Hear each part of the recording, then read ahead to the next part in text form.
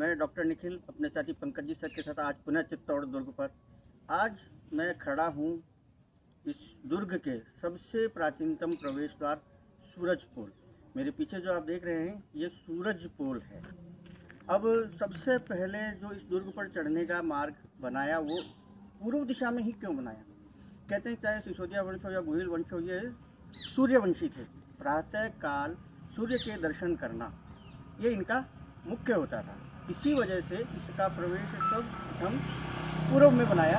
यहाँ भी अपने 7 दरवाजे हैं, 3 तो अभी दिखते हैं, बाकी कुछ नष्ट हो गए। इसके बाद पश्चिमी द्वार बना था।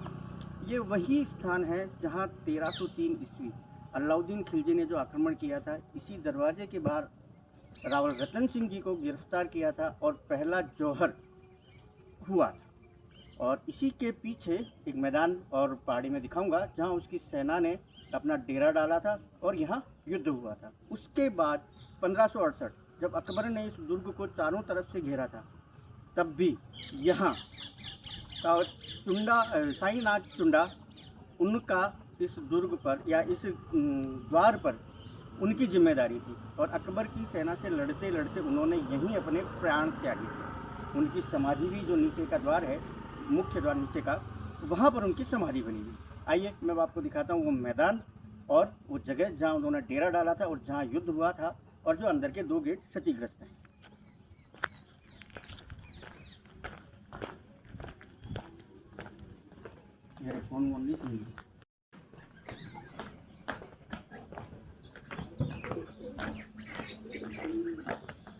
अच्छा, ये देखिए सूरज पोल के बाद जो दूसरा द्वार है ये है लगभग क्षतिग्रस्त है। इसके बाद नीचे तीसरा द्वार वो भी दिखाई देता है। आइए आपको वो चौगान और वो दिखाते हैं।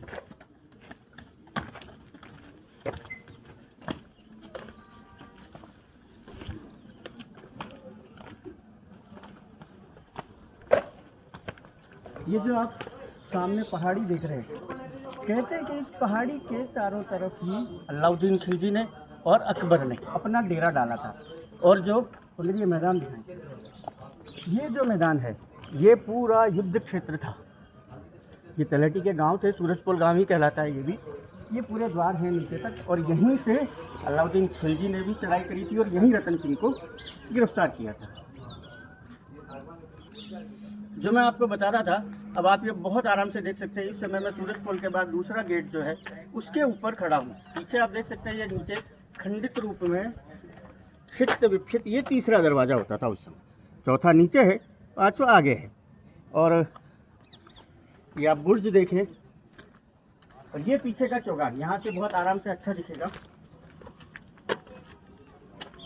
ये देखिए, ये तलहटी के गांव का उस समय और ये पूरा युद्ध क्षेत्र होता था और वहीं उनकी सेनाओं ने डेरे डाले थे। एक बार नहीं, 2 बार यहाँ से आक्रमण हुए हैं।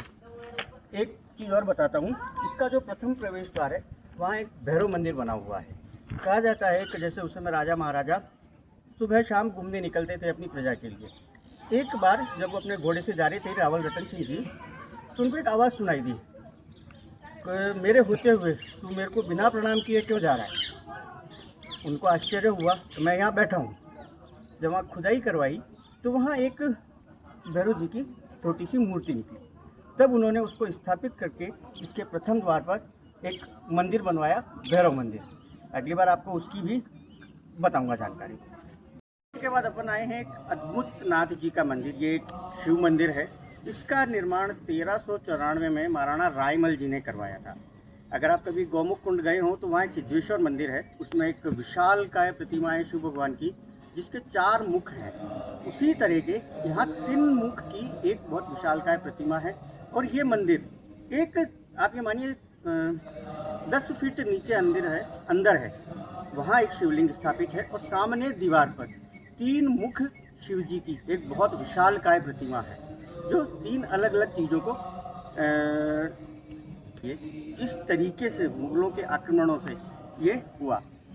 मुगलों ने इस दुर्ग में चाहे जितने भी भवन हों, मंदिर हों, जो इनकी कलाकृतियाँ हैं, कोई भी सही सलामत नहीं छोड़ी। कारण ये है कि हम खंडित प्रतिमा की पूजा नहीं करते या उसका आदर नहीं करते। आपको ये प्रतिमाएं भी दिखाते हैं, फिर आपको अंदर मंदिर दिखाते हैं।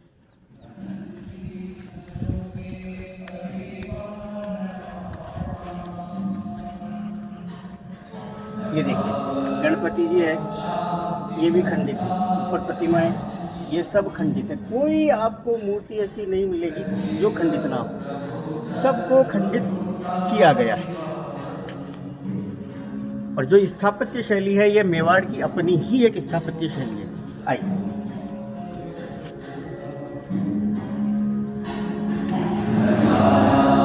ये गर्भगृह है, ऊपर इसकी छत नहीं है, आप देख सकते हैं इसकी स्थापत्य कला ऊपर भी तो ये चतुर्भुज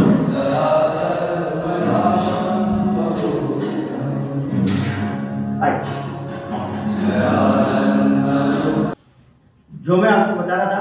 देखिए सामने दीवार पर शिव जी की एक विशालकाय प्रतिमा, इसके 3 मुख हैं जो तीनों अलग अलग चीजें दर्शाते हैं।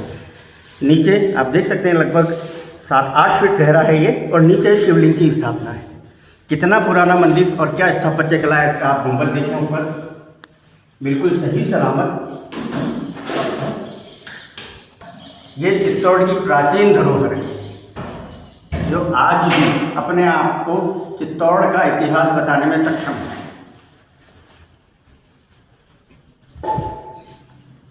तो साथियों आज हमने 2 जगह की थोड़ी सी जानकारी ली है या मैंने देने की कोशिश करी है। एक सूरजपुर था, एक ही अद्भुतनाथ जी का मंदिर। धन्यवाद। अगली बार कुछ ना कुछ और जानकारी होगा।